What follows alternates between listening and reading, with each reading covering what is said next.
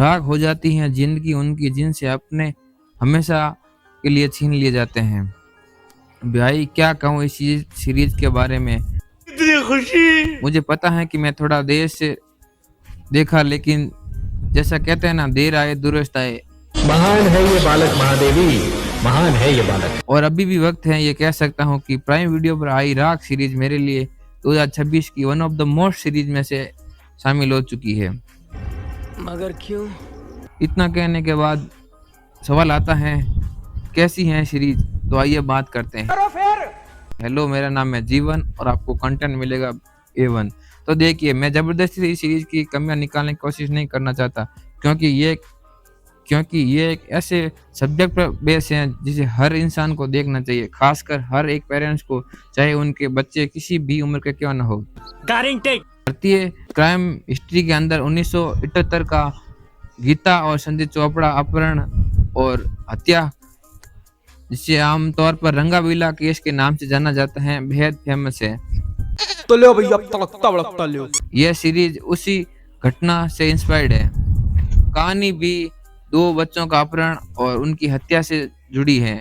उनके बाद पूरे 8 एपिसोड तक उस मामले की जांच को डिटेल से दिखाया गया है। हर एपिसोड ऑलमोस्ट 40 मिनट का है, यानी पूरी सीरीज को देखने में करीब आपको 4 से 4.5 घंटे तक लग सकते हैं।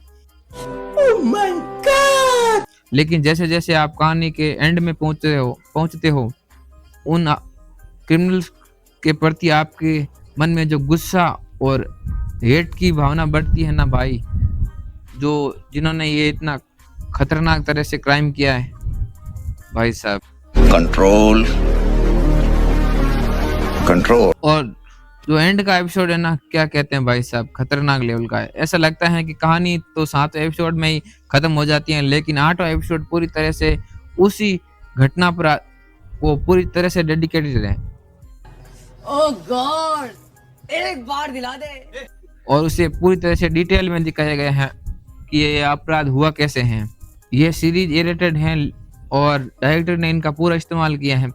कलाकारों की दमदार परफॉर्मेंस और बेहतरीन सिनेमाटोग्राफी, बैकग्राउंड म्यूजिक भाई साहब, और उन जगहों पर सन्नाटे की शानदार कहानी एकदम भाई खतरनाक, रोंगटे खड़े कर देने वाली है। मुझे अपने घर जाना है।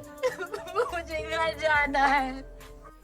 जो इस सीरीज में हिंसा और क्रूरता को भी बिना किसी दिखावे के यथार्थवादी तरीके से प्रस्तुत किया ना, इसमें गालियां या अश्लील के सहारे पैदा करने की कोशिश नहीं की गई है, बल्कि कहानी को भावनाओं के दम पर दर्शकों को झंझोर कर देती है। समझ रहे हो आप? समझ रहे हो? सीरीज में बाबू और रजो नाम के 2 कैरेक्टर हैं।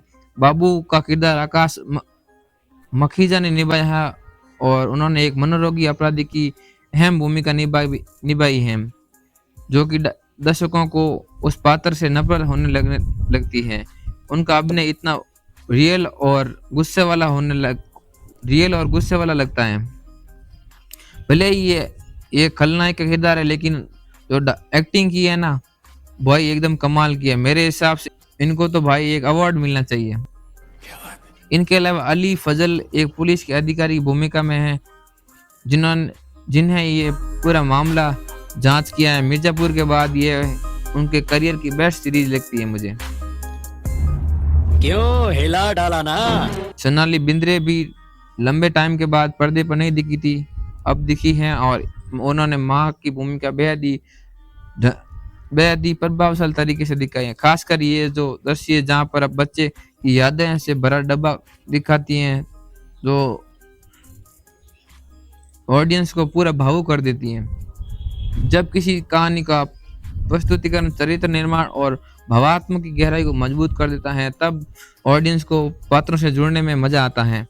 और जब ऑडियंस किसी पात्र को दर्द महसूस करने लगे, तो समझिए कहानी अपने अंतिम लेवल तक जा चुकी है।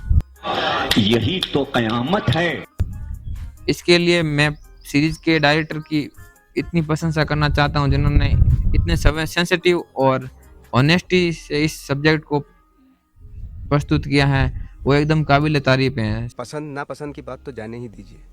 सीरीज के पहले एपिसोड से 5 एपिसोड तक तेज गति से आगे बढ़ती हैं। छठे और सातवें एपिसोड की रफ्तार धीमी हो जाती है, लेकिन फिर आता है अंतिम एपिसोड, पूरे अनुभव को एक अलग स्तर पर ले जाता है। काफ़ी समय बाद मैंने ऐसी वेब सीरीज देखी है जिसे बिना स्किप किए, बिना पॉज किए और बिना स्पीड बढ़ाए लगातार देखी है, और सबसे अच्छी बात ये है कि मैंने जो समय गंवाया है उनका पूरा फ़ायदा मिला मुझे।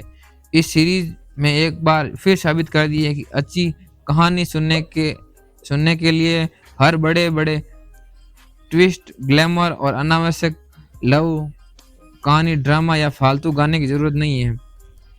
कहानी को सिर्फ ईमानदार तरीके से सच्ची भावनाओं को पूरी तरीके से पूरा करना चाहिए। और मेरी तरफ से पूरी राग टीम को सलाम। मेरी तरफ से इस सीरीज को मिलेंगे 5 में से 4 स्टार। मिलते हैं नेक्स्ट वीडियो में, तब तक के लिए टेक केयर, बाय बाय, जय हिंद, जय भारत।